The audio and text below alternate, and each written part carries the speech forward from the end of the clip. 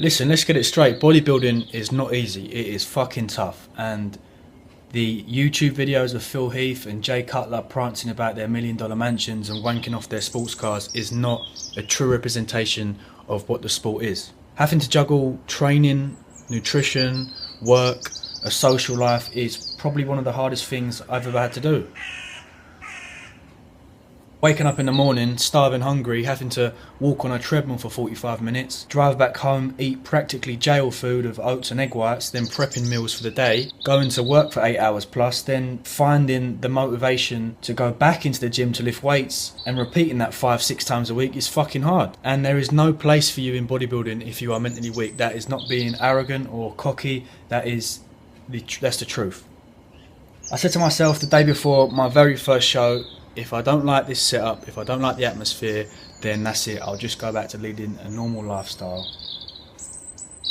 But the moment I stepped on stage and saw all those faces, it just clicked. That's it. This is it. This is what I want. And I'll do absolutely fucking anything it takes to become the best bodybuilder that ever lived.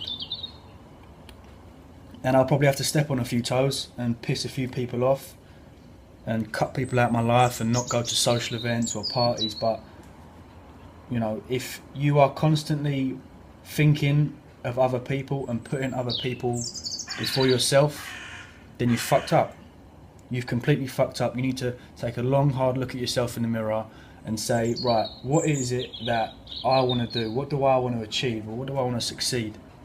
If you can't do that, then, well, that's it. You're a waste of a life. If people don't like me because I'm so into what I do and they don't want to be part of my life anymore because they don't like it that I can't eat out sometimes, then fuck off. Fuck you. That's it. You were never a true friend in the first place if that's the reason why you are removing yourself from me now. Right, so it's 10 o'clock in the evening on a Saturday. We're about to go and do a Tesco shop. It's not a weekly shop like some people. I live in 2 houses. My mum and dad split up when I was very young. So since, well, 3 or 4 years of age really, I've been going from house to house each week. Pretty easy now, I've got a car, but back in the day I used to take all my bodybuilding gear on the buses and have to lug it between houses. So unlike everyone else, I don't do a full weekly shop. I do like a 3-day shop while I'm at my dad's, and then when I go to my mum's I do the same shop on the Wednesday. Now the key to success within bodybuilding, or any sport really, is preparation. Today's episode is on nutrition, so being prepared within this aspect, it all comes down to food. Now, as I said a second ago, I live in 2 houses, so I do 2 different shops. So this first shop I do, what I do is I write down my meals for the week from Monday, Tuesday to Wednesday.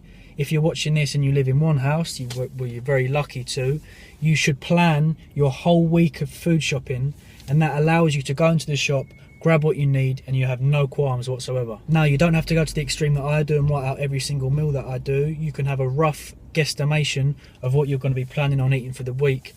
So, for example, I have 400 grams of chicken every day. So Monday, Tuesday, Wednesday, I know I have to get 1200 grams of chicken breast. The following food, what I'm going to be buying today, is relatively clean. I've just finished competing about 2 weeks ago, and I'm trying to hold condition because I'm going on holiday in 3 weeks. Now, personally, when I'm cutting, I'm very bro in the sense that I like this whole clean eating thing. For me, it works. I've done If It Fits Your Macros in the past, and again, it has worked. But if you really want to shred up, in my opinion, the whole clean eating thing, even though people hate it, I prefer it. Now, needless to say that people out there that are watching this shouldn't do If It Fits Your Macros. I've recently taken quite a lot of online coaching and clients on board, and I'm trying to preach them as much as possible. Because you're not in a contest prep, you are just looking to lose weight, you have the freedom to almost eat what you want as long as you're in a calorie deficit. I said there are usually some good deals going on in Tesco's. I get 3 packs of 400 gram chicken breast for £10. Works out roughly at 1200 grams of chicken breast for a tenner, which isn't too bad. I also got some 2 Irish beef steaks. Now, I've started limiting my intake of red meat, so I have 1 red meat meal every 3 days. Now, the next thing on the list, on the meat list, if you want to call it meat, is tuna. You always look for the deals. Again, you've got £3.50 for 4 things here. I tend to get it in sunflower oil just because anything in water just tastes like absolute shit, and I just heavily drain the sunflower oil off. Now that is my 3 days worth or 4 days worth of meat there. So now onto carb sources.